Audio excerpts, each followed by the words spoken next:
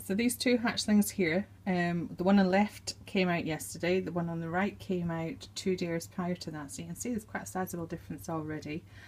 The one on the right has taken some crickets, some small crickets today. The one on the left hasn't, but what I've got is tiny pieces of cucumber, and I've put some water on the end, and I'm just teasing it a little bit, moving it away, and this one has been licking this cucumber. As you can see, it's trying to work out a little bit about it.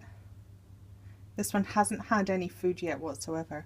It hasn't taken a cricket. It's been offered them, but it's not interested.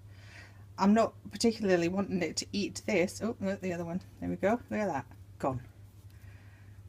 Bit of cucumber. So it's good to try and introduce them to salad fairly soon on. And I just like to keep it in very small pieces. Bit of cucumber. They do tend to like cucumber. Certainly the adults like it. No, that one's looking for a bit more. Let's see if I've got a bigger bit for it that's a bit chunkier for it to handle to it. Not ideal that size, but as you can see, these are doing really well. So there's still hatchlings occurring. This egg clutch has taken several days to hatch. There's still 2 eggs that have not hatched. One has now got dimples, but it's surprised me how long it's taken. Let's see if this one wants a bit more. So even if they don't eat it, that's absolutely fine. It's getting used to the fact that they've got a varied diet, and they're trying different things. This is a bigger bit. So for this one, neither of them would be able to have a size this size, but I just want this little one to get used to the fact that it's getting offered it. See if this one's going to have a nibble. Yeah. Try and bite a bit off. There we go. Brilliant.